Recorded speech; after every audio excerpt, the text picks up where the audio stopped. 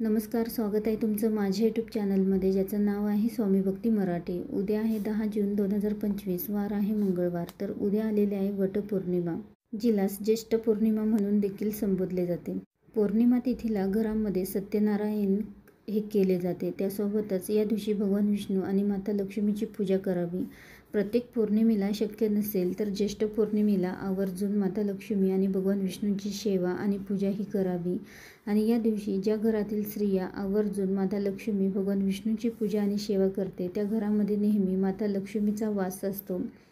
आणि असे म्हटले जाते की पौर्णिमेच्या दिवशी माता लक्ष्मी ही पृथ्वीवर भ्रमण करत असते आणि त्यामुळेच लक्ष्मी प्राप्तीसाठी, धनप्राप्तीसाठी हा दिवस अत्यंत महत्त्वाचा आणि शुभ मानला जातो।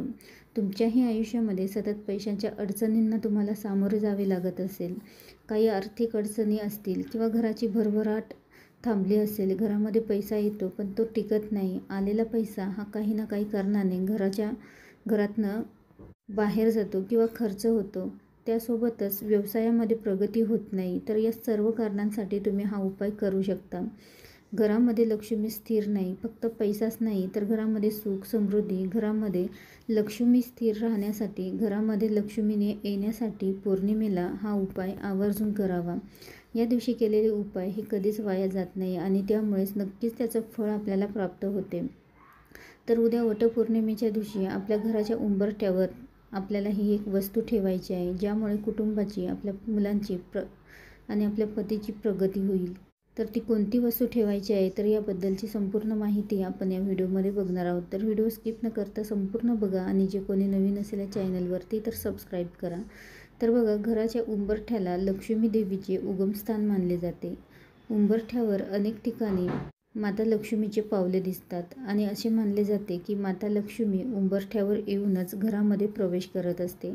त्यामुळेच उंबरठ्यावर आपल्याला ही एक वस्तू ठेवायची आहे, जेणेकरून घरामध्ये सकारात्मक ऊर्जा टिकून राहते आणि नकारात्मकता घरापासून दूर राहते।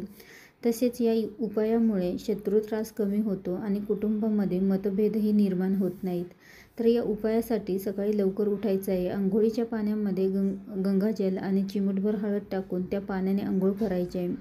त्यानंतर आपल्याला एक तांब्याचा तांब्या घ्यायचा आहे आणि त्यामध्ये स्वच्छ पाणी घ्यायचं आहे आणि त्यामध्ये चिमूटभर हळद आणि थोडंसं गंगाजल, थोडंसं गौमूत्र टाकायचं आहे आणि हे पाणी घराच्या मुख्य दरवाजाच्या उंबरठ्याच्या बाहेर थोडंसं शिंपडायचं आहे आणि ते एका स्वच्छ कपड्याने पुसून घ्यायचं आहे। तर यामुळे नकारात्मकता आणि अलक्ष्मी, वाईट गोष्टी या नष्ट होतात, त्या घरामध्ये प्रवेश करत नाही। तसेच थोडंसं पाणी त्यातीलच हे घराच्या दरवाजावरही शिंपडा आणि पुसून घ्यायचं आहे। तर हा उपाय स्त्री पुरुष दोघंही करू शकतं। स्त्रीला मासिक धर्म असेल तर पुरुषांनी हा उपाय केला तरीही चालेल। त्यानंतर एक वाटी घ्यायची, त्यामध्ये थोडीशी हळद घ्या, त्यामध्ये थोडंसं गंगाजल टाका, गोमूत्र थोडं टाका आणि त्यासोबतच गुलाबजल थोडंसं घ्या आणि त्या हळदीची पेस्ट करा आणि आपल्या मुख्य दरवाजाच्या उंबरठ्यावर हळदीचं लेपन करा। हळद माता लक्ष्मीला अतिशय प्रिय आहे आणि जेव्हा हळदीचं लेपन उंबरठ्यावर करतो तेव्हा माता लक्ष्मी प्रसन्न होते। त्यानंतर एक दिवा आपल्याला प्रज्वलित करायचा आहे। तर एक मातीची पंती घ्यायची आहे, त्यामध्ये दुहेरी वात घालायची आहे आणि लाल पिवळी वात करून घ्यायची आहे आणि दिव्यामध्ये गाईचं तूप घ्यायचं आहे किंवा तिळाचं किंवा मोहरीचं तेल घेतलं तरीही चालेल। त्यानंतर एक प्लेट घ्यायची आहे आणि त्यामध्ये चणा डाळ घ्यायची आहे। भगवान विष्णूंना चणा डाळ ही अतिशय प्रिय आहे। त्यानंतर दिवा जो घेतलेला आहे तर तो आपल्याला त्या डाळीवर ठेवायचा आहे आणि तो दिवा प्रज्वलित करून मुख्य दरवाजाच्या बाहेर उजव्या किंवा डाव्या बाजूने ठेवायचा आहे आणि दिव्याला देखील हळदी कुंकू, अक्षता अर्पण करायचं आहे, नमस्कार करायचा आहे। त्यानंतर उपाय आपल्याला करायचा आहे। तर जेव्हा आपण दिवा लावून सेवा आणि उपाय करतो तर आपण केलेले उपाय आणि सेवा हे देवांपर्यंत पोहोचवण्याचं काम हे दिवा करत असतो आणि त्यामुळेच आपल्याला कोणतीही सेवा आणि उपाय करताना प्रथम दिवा हा प्रज्वलित करून घ्यायचा असतो।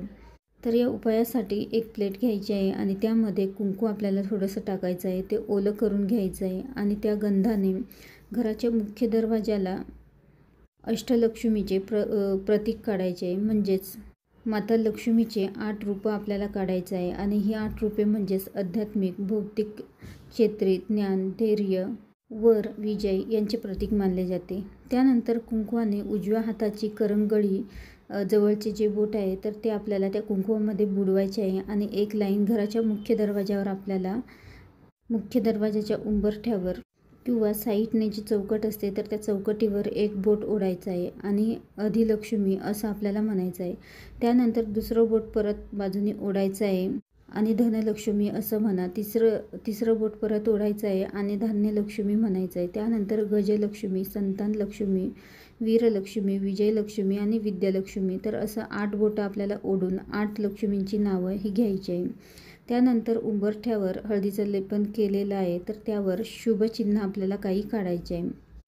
तर एक आपल्याला प्रथम स्वस्तिक काढायचं आहे. त्यानंतर लक्ष्मीची पावलं काढायची आहे आणि मध्ये कमळ काढायचं आहे. परत बाजूने आपल्याला लक्ष्मीची पावलं आणि स्वस्तिक काढायचं आहे. तर माता लक्ष्मीला कमळ हे अत्यंत प्रिय आहे आणि माता लक्ष्मी ही कमळ फुलामध्ये विराजमान आहे, जे आपल्या उंबरठ्यावर वास करत असते. स्वस्तिक हे मांगल्याचं प्रतीक आहे, ज्यामुळे घरापासून नकारात्मक ऊर्जा, शत्रू दूर होतात. आणि त्यानंतर आपल्या मुख्य दरवाजाला हळदी कुंकू, अक्षता अर्पण करायचे आहे, फूल अर्पण करायचे आहे, धूप दीप लावून ओवाळून घ्यायचं आहे.